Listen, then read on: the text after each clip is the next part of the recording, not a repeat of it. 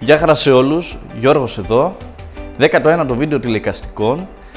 Αυτό το βίντεο έτσι θα μοιάζει λίγο πιο πολύ με vlog, γιατί είμαι στο εργαστήριο εικαστικών του σχολείου και δεν έχω όλο τον εξοπλισμό που έχω, ας πούμε, όταν κάνω τα βίντεο με τα τηλεεικαστικά και τα live stream. Λοιπόν, να πω να κάνετε εγγραφή αρχικά και να πατήσετε στην καμπανίτσα ώστε να είστε πάντα ενημερωμένοι για ό,τι ανεβάζουμε, να σας έρχεται ειδοποίηση, αλλά και όταν κάνουμε live stream, γιατί στα live stream λέμε και κάτι παραπάνω, ερχόμαστε σε μια συζήτηση, έτσι είναι πιο διαδραστικό και κάνουμε και live stream με παραμύθια. Τώρα τα ξεκινήσουμε, έχει μια εβδομάδα και θα τα βρείτε όλα αυτά στο κανάλι.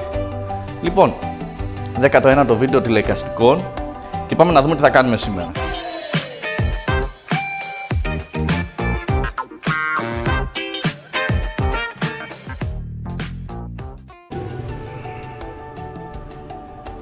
Λοιπόν, σε αυτό το επεισόδιο τηλεεικαστικών θα ασχοληθούμε με τα τζάμια του σχολείου. Γενικά είναι μια δραστηριότητα η οποία μπορεί να την κάνετε και στο σπίτι, αλλά και αν είστε εκπαιδευτικοί και θέλετε να τα χρησιμοποιήσετε στο σχολείο ώστε να καλύψετε τα τζάμια, αν χτυπάει πάρα πολύ ο ήλιος και δεν σας αρέσουν οι κουρτίνες. Και δεν σας αρέσει όλο αυτό, ας πούμε, που κλείσε την κουρτίνα, άνοιξε την. Λοιπόν, είναι ένας ωραίος τρόπος να περνάει το φως, αλλά και να είναι και όμορφο και να μην είναι και πάρα πολύ δυνατό. Λοιπόν, κάνουμε οπότε βιτρό με γκοφρέ χαρτί ή χαρτοπετσέτες. Λοιπόν, βλέπετε εδώ. Γενικά, εγώ τώρα έχω ξεκινήσει θέλω να καλύψω όλα τα τζάμια του σχολείου, όχι του σχολείου, της αίθουσάς μου, της αίθουσας των εικαστικών. Και στην ουσία κάνω τώρα αυτό το βιντεάκι για να σας δείξω τη διαδικασία.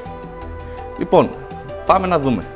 Γενικά θα χρειαστούμε μια κόλλα, σχολική κόλλα, άσπρη, εντάξει. Τώρα εγώ έχω αυτήν, αλλά μπορείτε να πάρετε οποιαδήποτε σχολική κόλλα υπάρχει από τα βιβλιοπωλεία και να την αραιώσετε. Γενικά, καλό είναι να προσέξετε να αναγράφει πάνω στην κόλλα ότι μπορεί να πλυθεί, εντάξει, ότι μπορεί να αφαιρεθεί εύκολα. Γενικά αφαιρείται πάρα πολύ εύκολα, άμα θέλετε και όποτε θέλετε, με ένα σφουγγάρι και νερό βγαίνουν πάρα πολύ εύκολα και η κόλλα και το γκοφρέ ή τη χαρτοπετσέτα. Γενικά να πω πως μπορεί να γίνει και με χαρτοπετσέτες, εντάξει, χρωματιστές, αλλά και με γκοφρέ χαρτί. Εγώ τώρα το κάνω με γκοφρέ χαρτί γιατί είχα άπειρα γκοφρέ χαρτί στην αίθουσά μου και κάπως πρέπει να τα χρησιμοποιήσω. Λοιπόν, η διαδικασία είναι η εξής. Αραιώνουμε την κόλλα με νερό, εντάξει, και πηγαίνουμε στο τζάμι μας που θέλουμε να καλύψουμε. Βλέπετε εδώ το τοπίο μας, έχουμε και τη θάλασσα στο πολύ βάθος. Καλύπτουμε κομμάτι το τζάμι, εντάξει.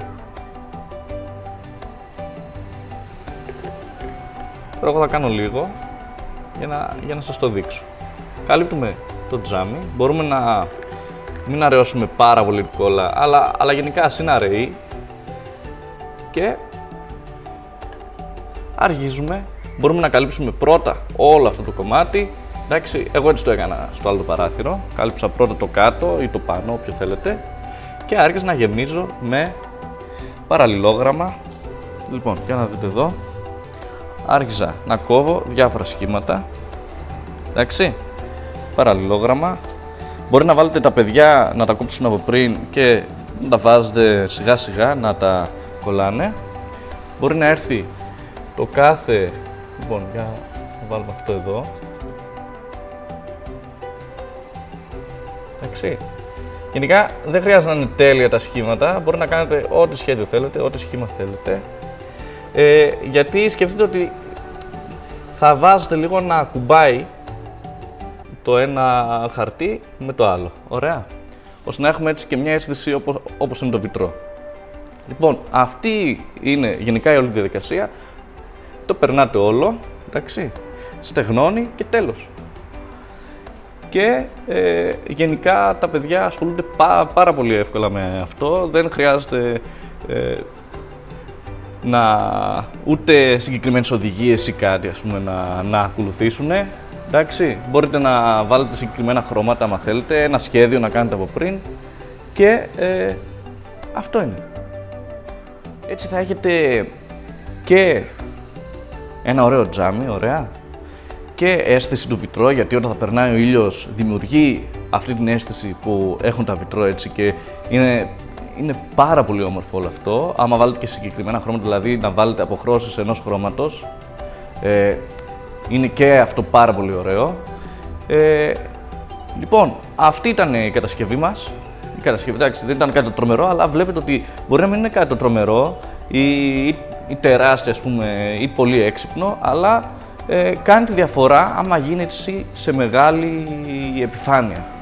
Θα ανεβάσω ένα βίντεο όταν τελειώσω όλα τα τζάμια της αίθουσας για να δείτε το αποτέλεσμα και τα λέμε στο επόμενο βίντεο τηλεεικαστικών.